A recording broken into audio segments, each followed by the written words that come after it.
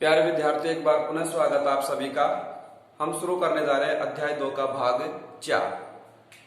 नर युग्मकोद्भिद का जो परिवर्तन है वो किस प्रकार से होगा। सबसे पहले हमने बताया कि जो परागकण है उसकी संरचना आप यहाँ देख रहे हैं, अंतःचोल, बाह्यचोल और केंद्रक, और एक इसमें संरचना जनन छिद्र। ये संरचना पाई जाती है एक परागकण में। तो जो परागकण है परागण की सहायता से वर्तिकाग्र है वहां तक पहुंच गया, और वर्तिकाग्र तक पहुंच करके फिर उसका अंकुरण होगा। अंकुरण होने के बाद में उससे ये स्थिति बनेगी, अर्थात उसका जो केंद्रक है वो विभाजित होकर के दो भाग बनाएगा, जिसमें एक बड़ी कोशिका है और एक छोटी कोशिका। तो जो बड़ी कोशिका है वो कहलाएगी कायिक कोशिका, और जो छोटी कोशिका है वो कहलाएगी जनन कोशिका।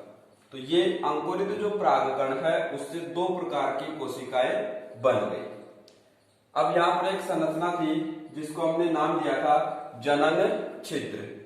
परागकण है उसमें जो जनन छिद्र है उसकी सहायता से एक नली का निर्माण होता है, और उस नली को हम बोलते हैं पराग नली।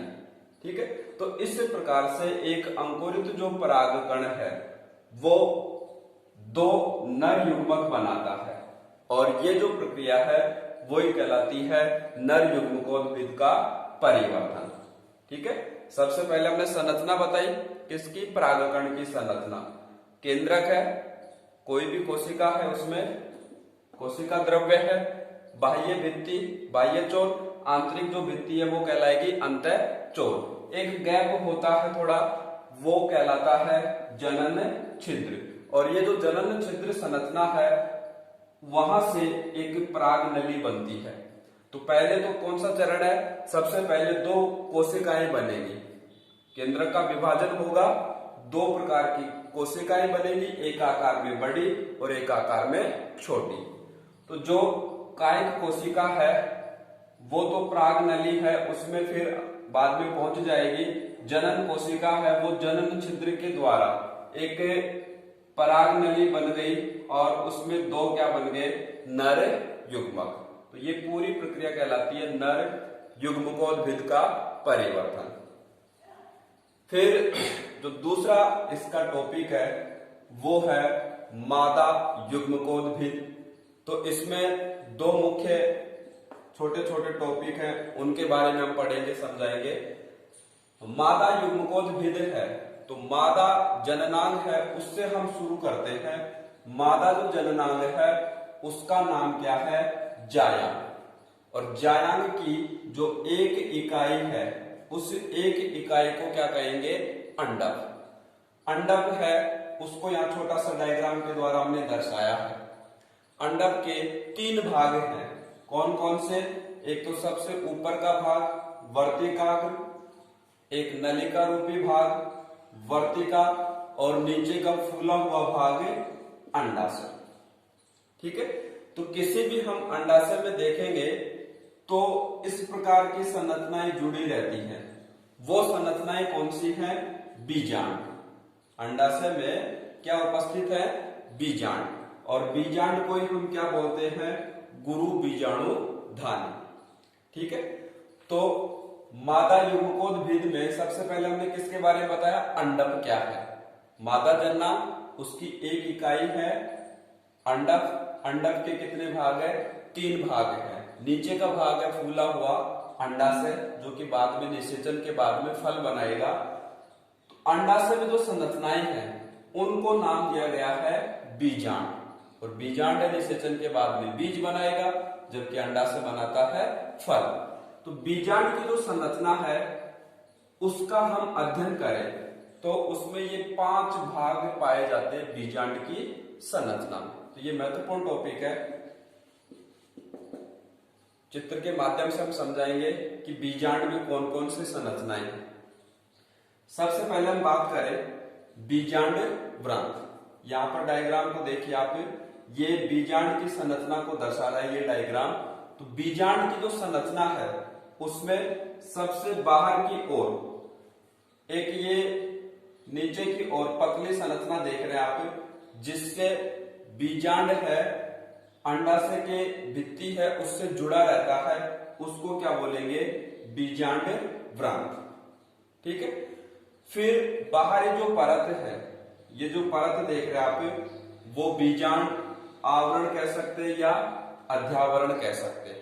ठीक है। जो निषेचन के बाद में क्या बना लेगा? क्योंकि निषेचन के बाद में बीज क्या बनाएगा?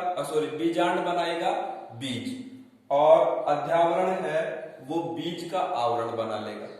तो ये बाहर का बीजांड आवरण कह दे या अध्यावरण। फिर है तीसरी संरचना बीजांड की संरचना में बीजांड द्वार। देखिए इसमें ये पहली संरचना हो गई बीजांड व्रंत, जो भाग जुड़ेगा अंडाशय से बीजांड व्रंत हो गया। बीजांड पूरा जो संरचना है उसके बाहर का जो आवरण है अध्यावरण हो गया या बीजांड आवरण हो गया। तीसरी जो महत्वपूर्ण संरचना है बीजांड द्वार। देखिए यहां पर एक छोटी सी संरचना है जहां पर ये बीजांड का जो आवरण है वो उपस्थित नहीं है, तो वो संरचना क्या कहलाती है? बीजांड द्वार। और ये बीजांड द्वार एक महत्वपूर्ण संरचना है। क्यों? क्योंकि जब निषेचन होगा, निषेचन के समय जो पराग नली बनी थी ये संरचना, वो पराग नली इसी बीजांड द्वार है उसके माध्यम से इसमें प्रवेश करेगी। ठीक है। तो ये हो गया बीजांड द्वार तीसरी संरचना। अब इसमें एक परिभाषा बताएंगे निभाग क्षेत्र की। निभाग क्षेत्र, बीजांड द्वार इस दिशा में हो गया, इसके जो विपरीत दिशा है उस दिशा वाले भाग को क्या कहते हैं? निभाग क्षेत्र। ठीक है। तो ये इसी में परिभाषा है बीजांड द्वार टॉपिक। फिर चौथा भाग हो गया बीजांड की संरचना में बीजांड काय, जो कि मृदु ऊतकी कोशिकाएं हैं। कोशिकाओं के टाइप आते हैं पैरेन्काइमा, वो मृदुत की कोशिकाएं हैं, उनका जो एक आवरण है, ये जो बीज की संरचना है इसको बोलते हैं भ्रूण कोश। इसके बाहर का जो आवरण है वो कहलाता है बीजांड काय। ठीक है। बीजांड की संरचना की अंतिम और सबसे महत्वपूर्ण संरचना भ्रूण कोश। देखिए एक बार पुनः, पहली संरचना हो गई बीजांड व्रंत, बाहर का आवरण है अध्यावरण या बीजांड आवरण। यहां पर आवरण नहीं है, खुला हुआ भाग है, उसको बोलेंगे बीजांड द्वार। ठीक है। बीच में महत्वपूर्ण संरचना है भ्रूण कोश, उसके बाहर का जो आवरण है वो क्या है? बीजांड काय। तो अंतिम भाग की बात करते हैं बीजांड की संरचना में भ्रूण कोश। इसी को भ्रूण कोश है, इसी को हम क्या बोलते हैं? मादा युग्मकोद्भिद।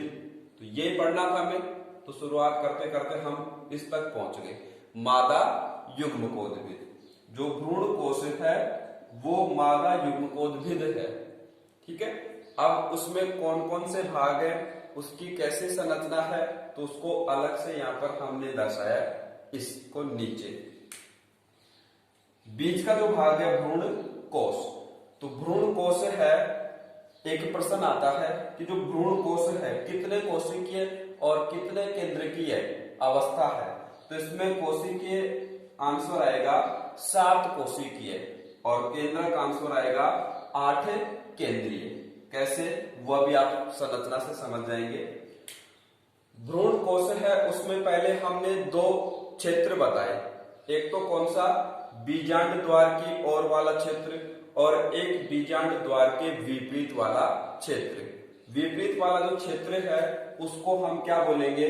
निभाग क्षेत्र। तो ये और ये संरचना सेम है, इसी को उठा करके हमने यहां अलग से बनाया है। तो इसमें 7 कोशिकाएं हैं और 8 केंद्रक है। वो किस प्रकार से और उन कोशिकाओं को क्या कहते हैं, तो वो आप चित्र में देखें। जो बीजांड द्वार वाला क्षेत्र है उसमें 3 कोशिकाएं हैं, 3 कोशिकाओं का समूह है, उसको बोलते हैं अंड समुच्चय। और कौन से छोर पर है वो? बीजांड द्वार की ओर। फिर बीच में एक कोशिका है, उसको बोलते हैं केंद्रीय कोशिका, जिसमें महत्वपूर्ण बात है 2 केंद्रक उपस्थित है। और तीसरी इसकी संरचना है प्रतिमुख कोशिकाएं। तो प्रतिमुख कोशिकाएं भी 3 कोशिकाओं का समूह है और वो 3 कोशिकाएं हैं वो कौन से क्षेत्र की ओर पाई जाती है? निभाग क्षेत्र की ओर।